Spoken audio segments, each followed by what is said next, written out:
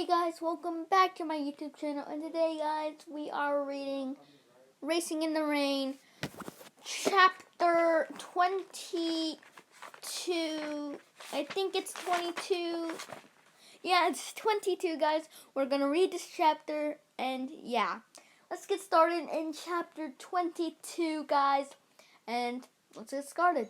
I'm started. Okay, chapter 22.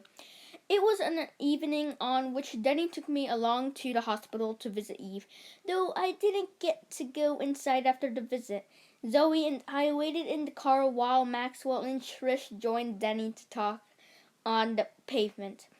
Zoe was immersed in a book of mazes, something she loved to do. I listened carefully to the conversation. Everything they said made sense, but none of it added up properly in my mind. Maxwell and Trish did all of the talking, of course. There has to be a nurse on duty around the clock. They work in shifts. But still the one on the duty takes breaks. So someone needs to be there to help. And since we're always around, we have nowhere to go, and you have to work. So it's best. Yes, it's best. Denny nodded without conviction. He got into the car and we drove off. When's Mommy coming home? Zoe asked. Soon, Denny said. We were crossing the floaty bridge, the one Zoe used to call the High 90 when she was younger. Mommy's going to stay with Grandma and Grandpa for a while, Denny said. Until she feels better. Is that okay with you? I guess, Zoe said. Why?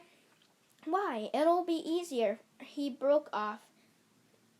It'll be easier. A few days later, a Saturday, Zoe, Denny, and I went to Maxwell and Trish's house. A bed had been set up in the living room, a large hospital bed that moved up, and the living room, a large hospital bed that moved up and down and tilted and did all sorts of things by touching a remote control. It had a broad footboard from which hung a clipboard. There was also a nurse, a crinkling older woman who had a voice that sounded like she was singing whenever she spoke, and who didn't like dogs, though I had no objection to her whatsoever. Immediately, the nurse started fretting about me, to my dismay. Maxwell agreed, and Jenny didn't notice, so I was shoved outside into the backyard. Thankfully, Zoe came to my rescue. Mommy's coming, Zoe told me. She was very excited and wore the plaid dress that she liked because it was so pretty. I felt her excitement too, so I joined in with it.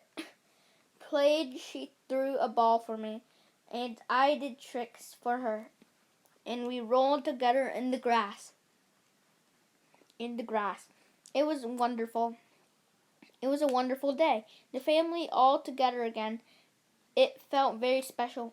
She's here, Denny called from the back door, and Zoe and I rushed to see her. This time I was allowed inside. Eve's mother entered the house first. I followed by a man in blue slacks and a yellow shirt with a logo on it. He wheeled in a white figure with dead eyes, a mannequin in slippers. Maxwell and Denny lifted the figure and placed it in the bed. The nurse tucked it in with Zoe. Hi, Mommy. And all this happened before it even entered my mind that this strange figure was not a dummy, not a mock-up used to practice, but Eve. Her head was covered with a stocking cap. Her cheeks were sunken, her skin sallow. She lifted her head and looked around. I feel like a Christmas tree, she said. In the living room, everyone standing around me accepting something. I don't have any presents. Uncomfortable chuckles from the onlookers. And then she looked at me directly. Enzo, she said, come here. I wagged my tail and approached cautiously. I hadn't seen her since she went to the hospital, and I wasn't prepared for what I saw. It seemed to me the hospital had made her much sicker than she really was. He doesn't know what to think. Then he said for me. It's okay, Enzo, she said. She dangled her hand off the side of the bed, and I bumped it with my nose. I didn't like any of this. All the new furniture, Eve looking limp and sad, people standing around like Christmas without the presents. None of it seemed right. So even though everyone was staring at me, I shuffled over to Zoe, stood behind her, looking out the windows into the backyard, which was dappled with sunlight. I think I've often him by being sick, she said. That was not what I meant at all. My feelings were even today. Where am I? We're even today. After I have lived through it and had time to lie down before her like a rug. I don't like seeing me like this either, she said. Hour came, and Maxwell, Trish, and Denny poured themselves cocktails, and the mood lifted gently on old photo. Album of Eve as a child.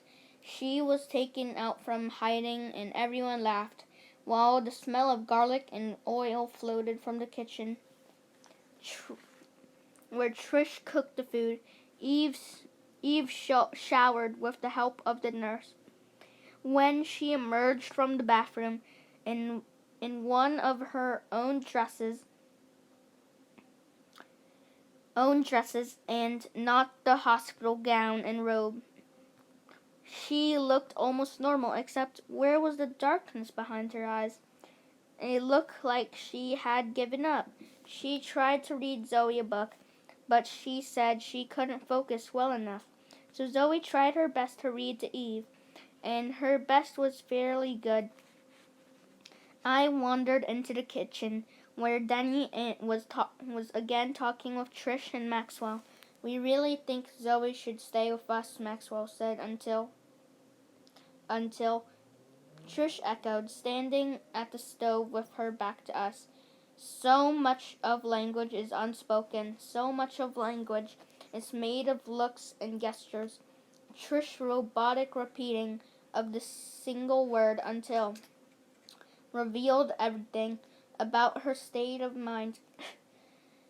What? Until what? Denny demanded. I could hear the irritation in his voice.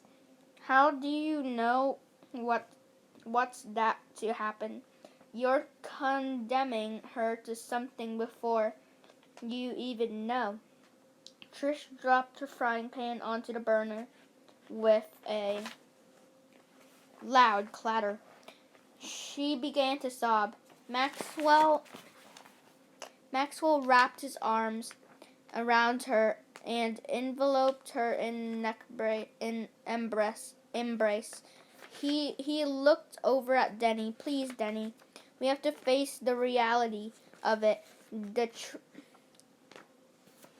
The doctor said 6 to 8 months.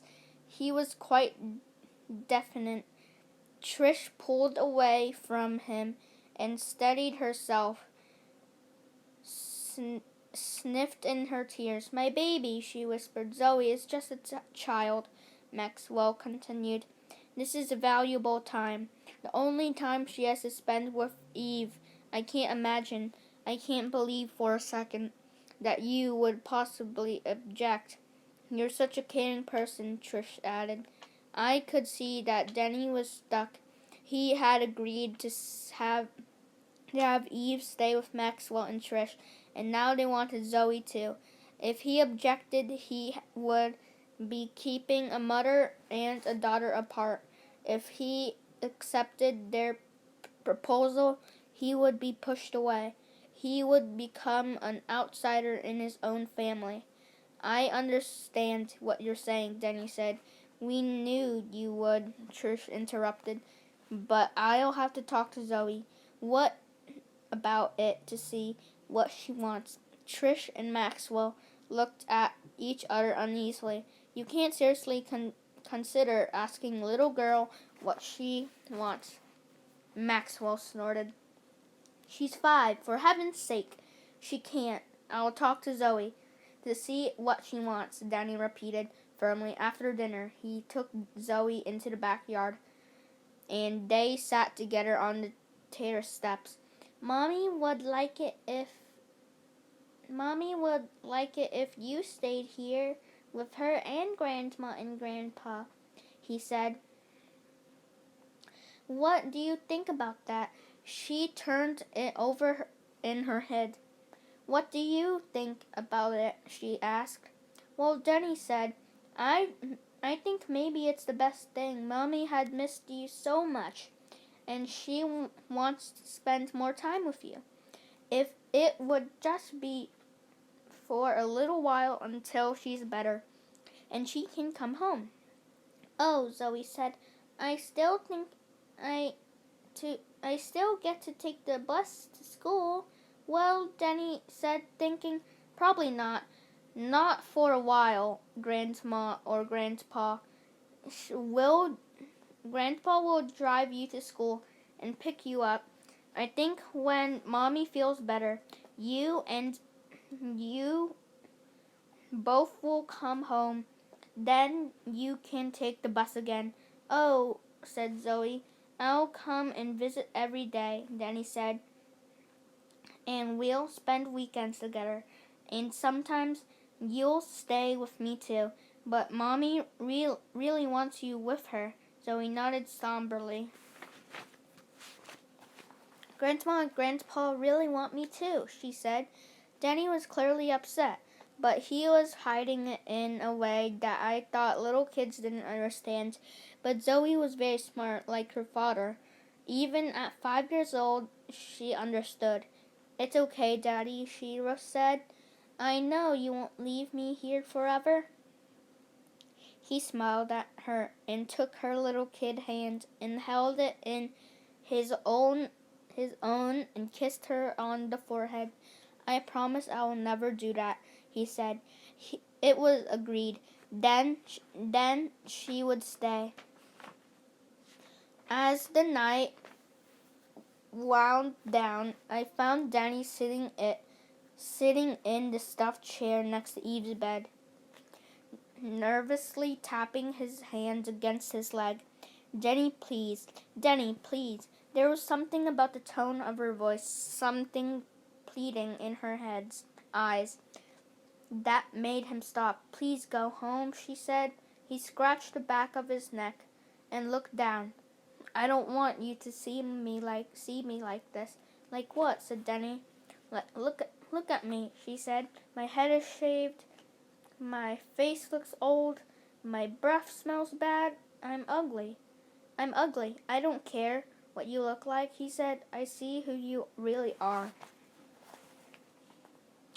I care what I look like, she said, trying to muster her old Eve smile.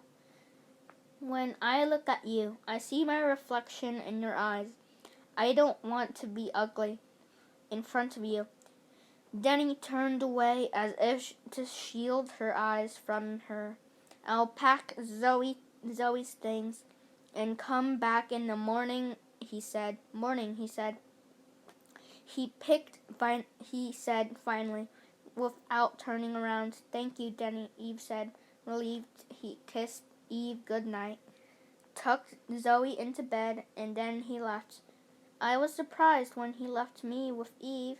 I hadn't realized that was part of the package. The house grew quiet and dark.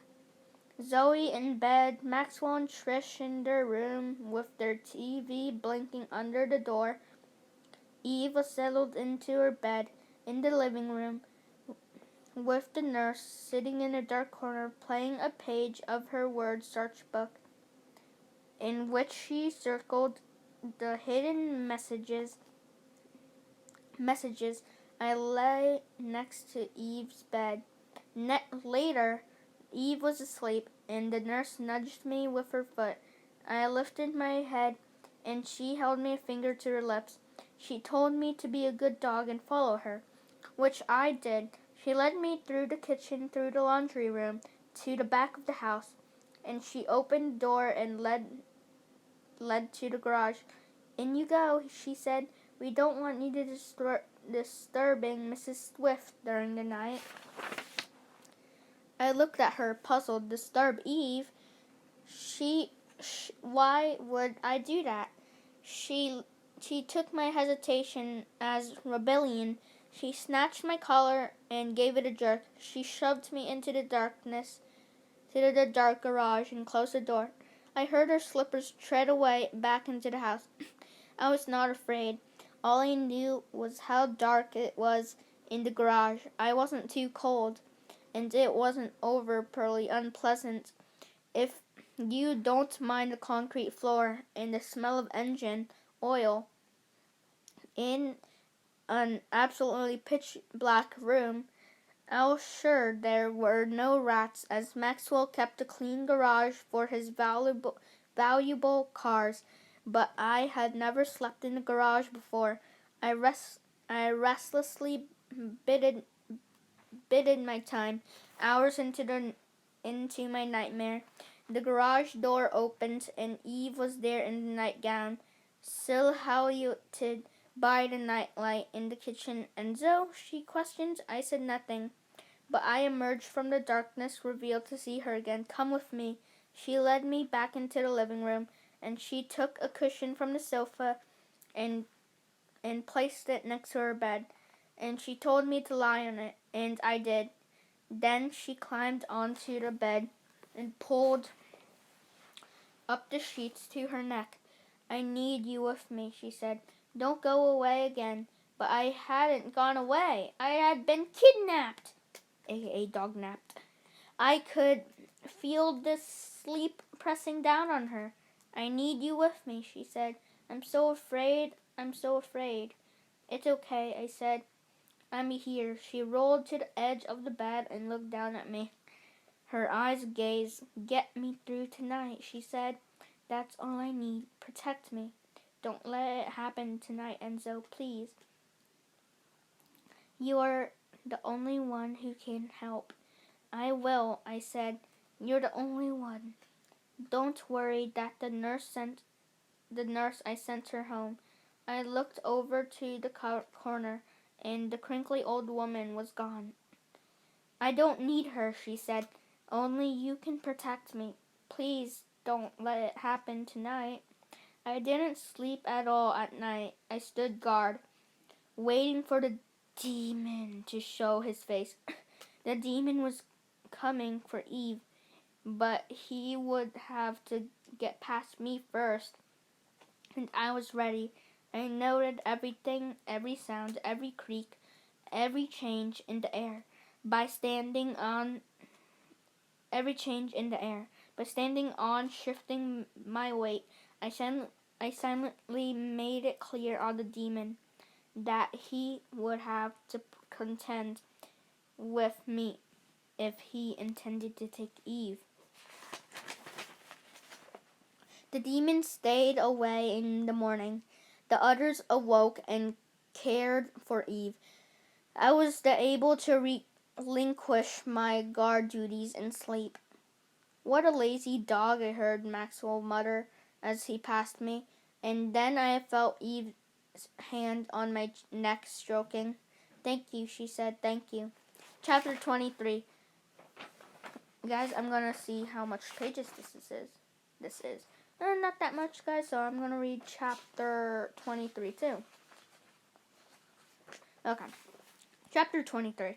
For the first week of our new arrangement, Denny and I lived in our house, while Eve and Zoe lived with the twins. Denny visited them every single evening after work, while I stayed home alone. By Halloween, Denny's pace had slowed, and by Thanksgiving, he visited them only twice during the week. Whenever he came home from the twins' house, he reported to me how good Eve looked and how much better she was getting and that she would be coming home soon. But I saw her too on the weekends when he would take me to visit, and I knew she wasn't getting better and she wouldn't be coming home any time soon. At times that winter, all the extra driving around to make sure Zoe was where she was supposed to be at the correct time was very confusing to me, and I wasn't the only one confused. I assure you. For a while, Zoe was sleeping with the twins and Eve.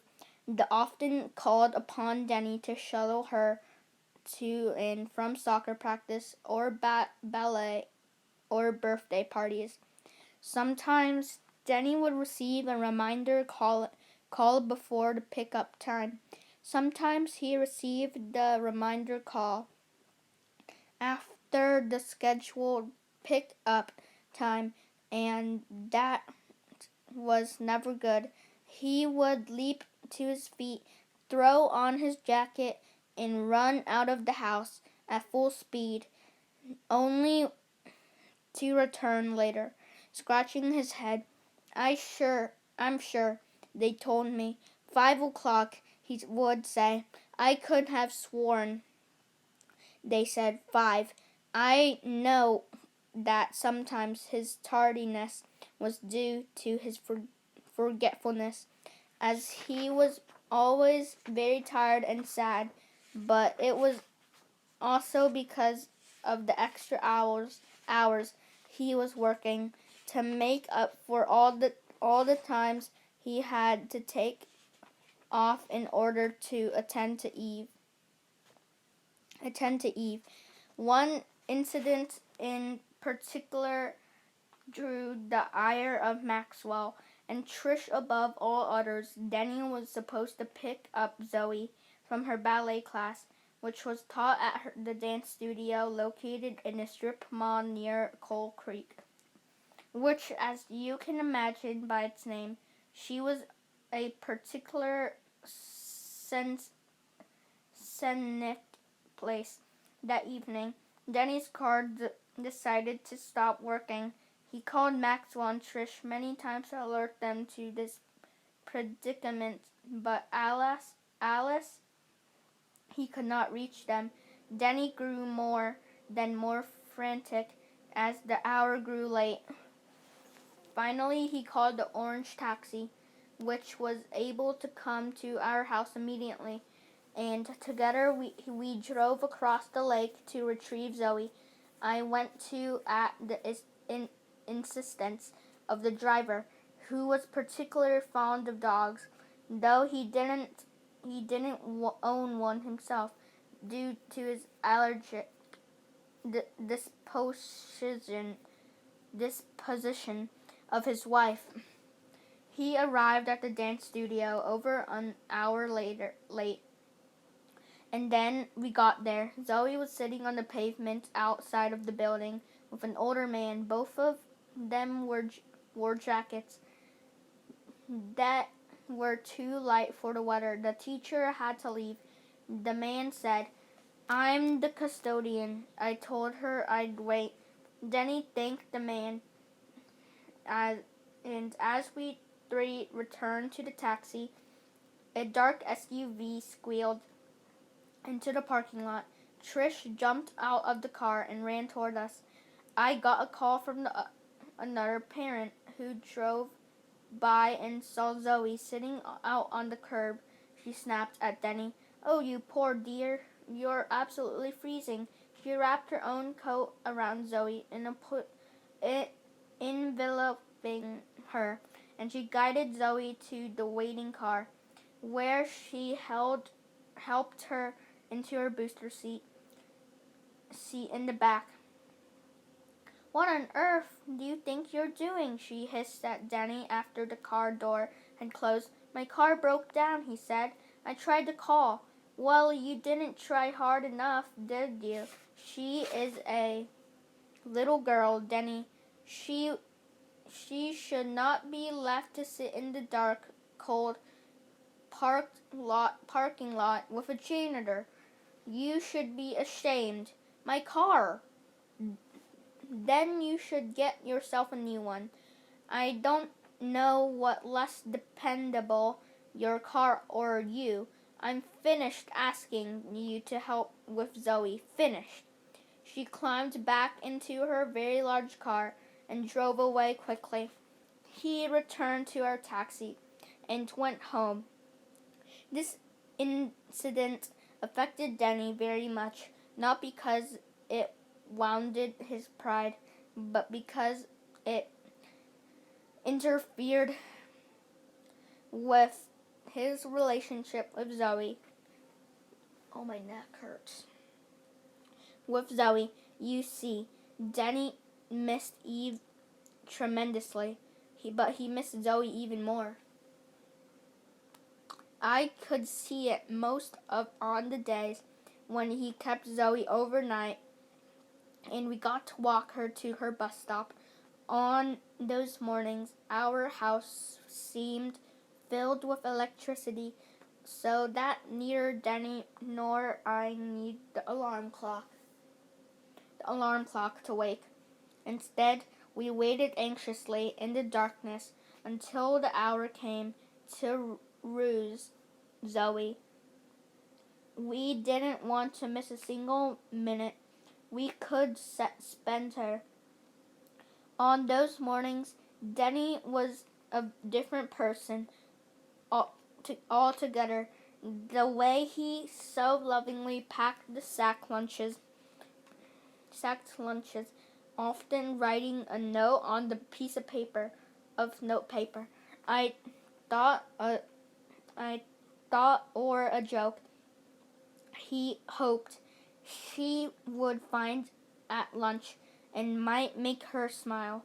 The way it took such care with her peanut butter and banana sandwiches, slicing the banana so that each slice was exactly the same thickness. I got to eat the extra banana on those occasions, which I enjoyed. I loved bananas almost as much I loved pancakes, my favorite food.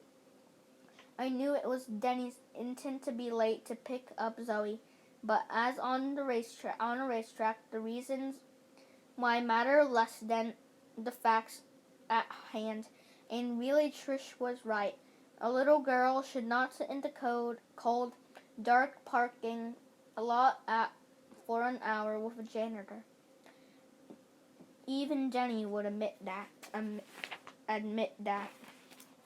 Chapter 24, guys. So, guys, we're gonna end this video right here.